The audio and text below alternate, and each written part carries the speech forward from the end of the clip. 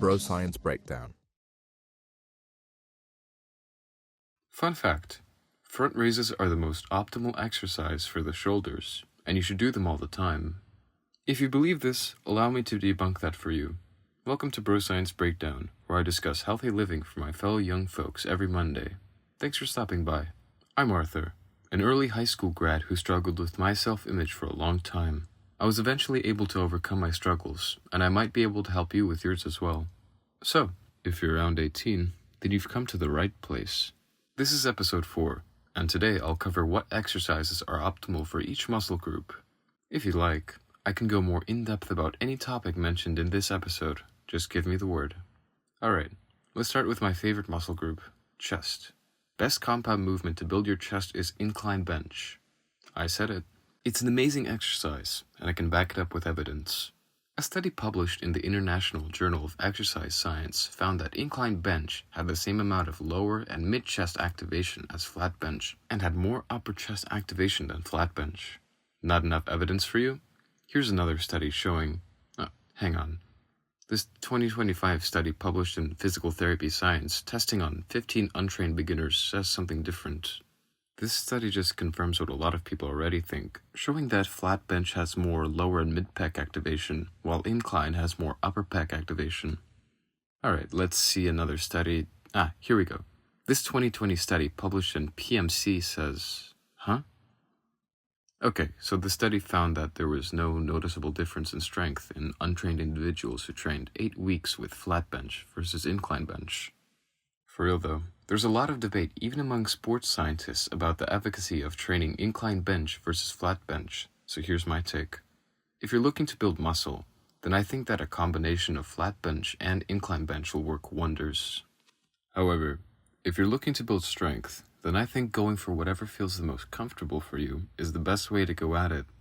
I mentioned that I like incline bench the most, though it has nothing to do with what muscles are activated during the exercise.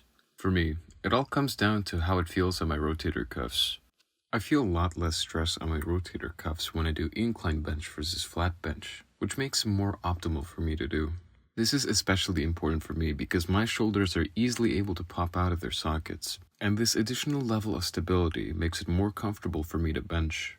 If I'm able to, then I go for dumbbell incline, as it has a better feel than something like Smith machine incline or barbell incline.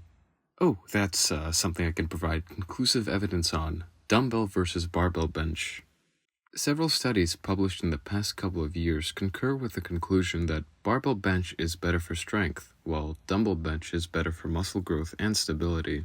Barbell bench generally has less muscle activation than dumbbell bench due to the lower range of motion of the bar, though this allows people to push a lot more weight as a result. As for dumbbell bench, the increased range of motion activates more muscles in the chest and indirectly targets stabilizer muscles, which is optimal for hypertrophy. So too long didn't listen. Dumbbells for muscle growth, barbell for strength. Also, whenever I do dumbbell incline, the pump afterwards is far better than barbell incline, and I feel more in control of the weight I'm pushing. The best isolation exercise for chest is obviously chest flies. However, are cables or dumbbells more optimal for chest growth? Personally, I think the benefits of cable chest flies are superior to dumbbell chest flies. First, seeing as this is an isolation exercise rather than a compound movement, all of the tension should be on the chest rather than shared with another muscle group. Dumbbell flies, given their nature, require the activation of stabilizer muscles like the core and ones in the shoulder. This takes some tension from the chest, which is not very optimal for muscle growth in terms of muscle mass and strength. Cable flies, on the other hand, allows for more isolation on the chest. This exercise has constant tension throughout, while dumbbell flies have a maximum tension at the bottom. And the cables allow for more range of motion and safety, which the dumbbells don't provide. So, I suggest cable flies over dumbbell flies.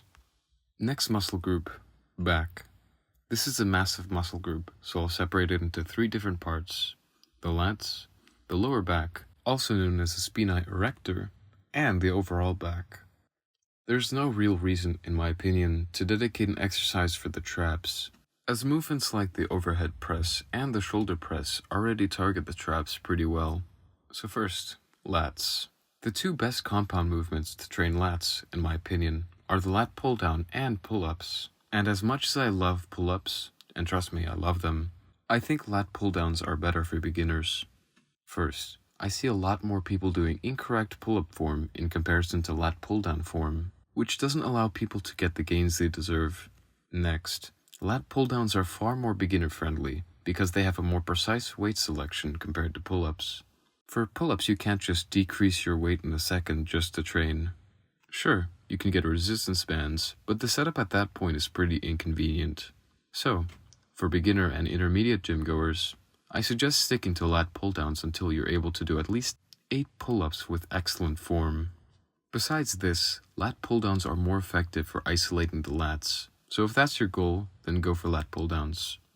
Otherwise, for people who can do at least 8 pull-ups with good form, I highly suggest incorporating pull-ups over lat pull-down in your back day.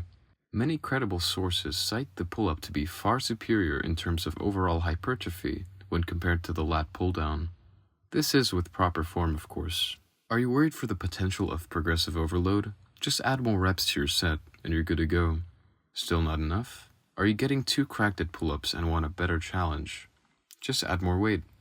There are 2 pretty solid ways of going about this. First, you can use a weight belt.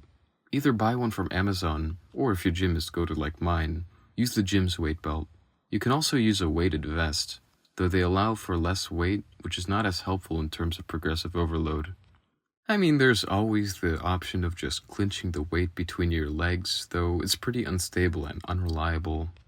As for the best isolation exercise for lats, I prefer the cable lat pullover, especially if you've got a bench and incline it about 60 degrees and use a straight bar. Oh man, that gets my lats really burning. Given how this is a cable exercise, this provides a whole lot of tension throughout the entire exercise. The bench allows me to have strict form throughout my set, and it allows me to target the lats more effectively. Now, there is the single arm lat pull down to isolate the lats, though I still prefer the cable pullover. This is just a personal thing, but I feel a lot more lat activation when doing lat pullovers compared to single arm lat pull down, especially in the lower lats, which in my experience are harder to hit in comparison to upper lats. Next up, lower back. The best movement to train the lower back is the deadlift by far. I mean, this is a great exercise for a lot of muscles, but the lower back is one of the primary targets. In fact, muscle activation for the lower back is insane, and several studies have shown that there is significant muscle activation for the erector spinae. Plus, it is relatively easy to progressively overload the deadlift.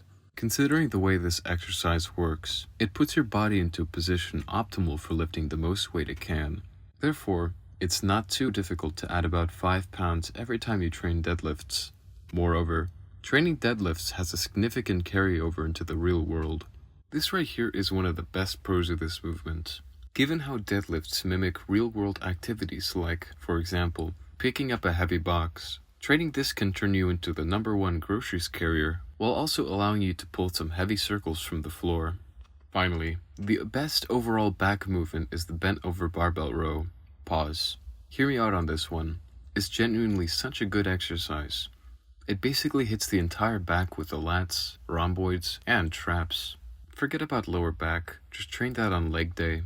Honestly, if I could train only one compound movement for the back, it would be the bent over barbell row because of its comprehensive back activation. Plus, it's a pretty versatile exercise. The angle at which you bend over, the way you grip the bar, and to where you bring the bar up all decide which muscles are being targeted the most. And this exercise also is pretty easy to progressively overload as well, which makes it great for hypertrophy. Good stuff overall. If you're short on time at the gym, then hit bent over barbell row. Now let's talk about arms. This one's a pretty big can of worms to open, as this alone encompasses 4 major muscle groups: biceps, triceps, shoulders, and forearms. You know, I hear you, and I'll talk about the coolest muscles first. The best bicep exercise, in my very humble and knowledgeable opinion, is the Bayesian cable curl. You might be asking yourself, the what? It's alright if you haven't heard of it, though you might have seen other people doing it at the gym. First, you attach a single arm handle to the cable machine. Then, you set the cable height to the height of your hand when it's at its maximum stretched position. If you're confused about this step, Jeff Nippert has a great video showing how to set it up. You then take 2 steps forward, lean forward, and then curl as if you want to touch your shoulder. The stretch that it gives the biceps is insane, and the pump afterwards makes back day and arm day feel so rewarding. Plus, given the way how you're setting up the cable, it provides a huge amount of tension at the bottom of the rep. And as a cable exercise, there's constant tension throughout, which is optimal for providing the most stress on your bicep. These two help contribute to the enhanced amount of hypertrophy in comparison to a dumbbell bicep curl.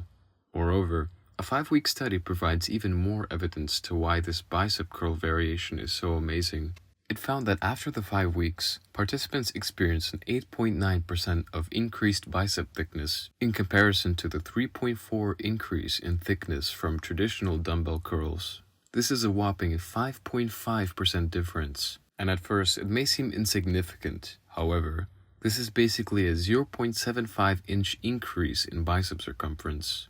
Yeah, the difference is that crazy. So try out the Bayesian cable curls next time you train biceps. Then there's triceps.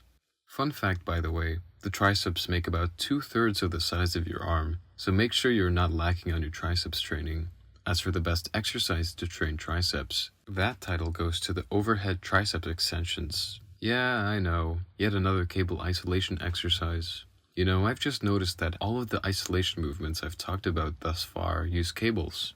To be fair, there's a pretty good reason why. Anyways, the overhead triceps extension primarily focuses on the long head of the tricep, which is often underworked in other movements. Given how it's the biggest head of the tricep, it's a great way to enhance the development and the growth of your triceps. And it has a great range of motion. For movements like skull crushers, for example, there's not much in terms of depth. However, overhead tricep extensions are able to be taken to the max with its depth, which feels really good on my triceps, not gonna lie. So if you want massive arms, train this movement. Moving on to part 3, the shoulders. There's 3 good exercises for the shoulders, one being compound movement and the other 2 being isolations. Best compound movement by far is the overhead press. Shoulder press is cool, but some of the tension is taken by the chest, which means that there's less stress on your shoulders. Plus, given how it targets all 3 of the heads of the shoulder, it's a great addition to any push day. Now granted, the rear delts are not targeted as much on overhead press, so this isolation exercise will help with that. Reverse pec deck flies. I thought they weren't that good at first, though when I tried them, they felt amazing. Something I haven't felt sore for a while, or maybe even at all, making its presence known to me. There's a variation that my goat Jeff Nippert has posted, which involves using the pec deck with one arm. It looks pretty weird from outside perspective, though when using it, the range of motion is really good, so I highly suggest using those, given how the rear delts are often neglected. They also help give the shoulder a proper capped appearance, which is cool. Now for the second isolation exercise, the cable lateral raises. Make sure to set these up like the Bayesian cable curls, so that the tension at the bottom doesn't peter out. Also, make sure to target the side delt, as there's really not much point in training front delts. I'll explain why in a future episode, so stay tuned for that. Even though these 2 exercises prevent you from using too much weight, which prevents you from incorporating progressive overload, the amount of tension and range of motion more than makes up for that. Now go get those Death Star shoulders, my friend. Final part of the arm, the forearm. This one's pretty important for aesthetics, in my opinion, because people love forearm veins for some reason. Also, forearm strength is critical for movements like pull-ups and other calisthenics/bodyweight movements, given how it allows you to be stable during those exercises. And that's without mentioning how it builds functional strength. The best exercise to train forearms is the wrist curls. Though like the other isolation movements, use the cable for this one. I suggest doing both palm up and palm down variations, as they target different parts of the forearm. For the palm down variation, set up the cable as if you're going for a flat bar tricep extension.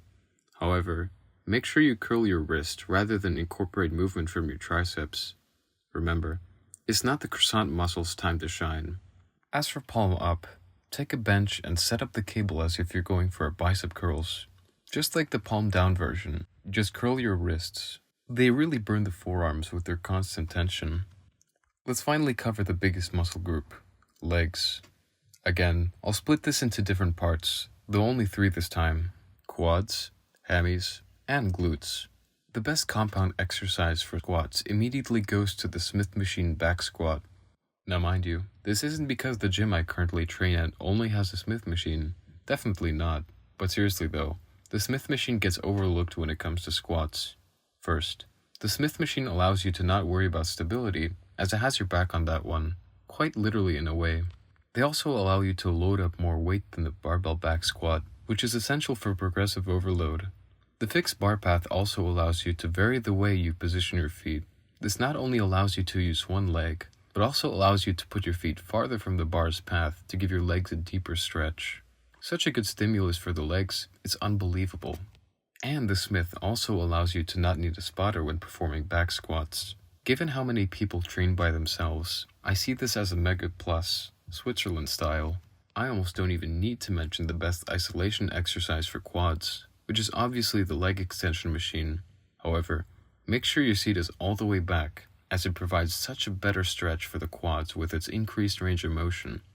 And this provides a better stimulus for the rectus femoris, one of the 4 muscles in the quads, in comparison to squats. While we're on the topic of leg isolation exercises, I'll just quickly mention the hamstring curls. Seated, of course. The lying down variation is not that good in my opinion.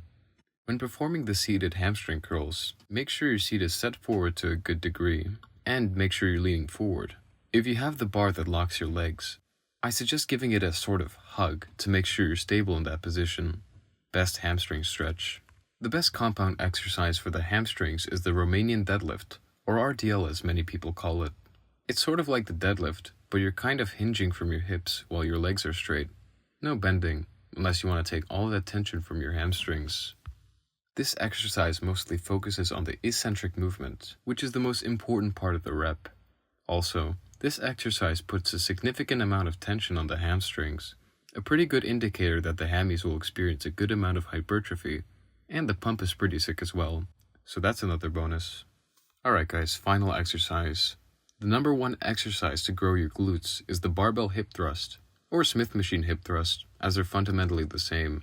A 2024 study published in the International Journal of Strength and Conditioning backs up the praise. The study took 33 untrained young women and split them up into groups. They both trained for 10 weeks, 3 times a week, and worked on leg press and Romanian deadlifts. However, one group had barbell hip thrusts in their schedule, and the other didn't.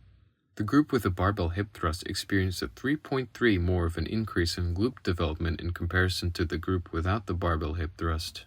So if you want to be caked up, then incorporate hip thrusts. They look a little strange from the side, but trust me, they're a very effective movement. But remember, I'm just listing the best exercises for each muscle group in terms of pure muscle growth. I suggest including these in your workout, though they shouldn't be the only movements. Volume is key, and while it is advised to stay away from junk volume, you should incorporate a moderate amount of volume. Basically, these exercises I listed are must-haves, and the other movements you add are up to you. Play around with what feels the best for you. Thanks for listening all the way through. It means a lot. You can find me on Spotify, YouTube, Apple Podcasts, and Amazon Music. Please like, subscribe, comment, whatever to boost engagement, as that really helps the show. In the next episode, I'll be discussing the different supplements on the market to get that slight edge. This is Arthur, signing off.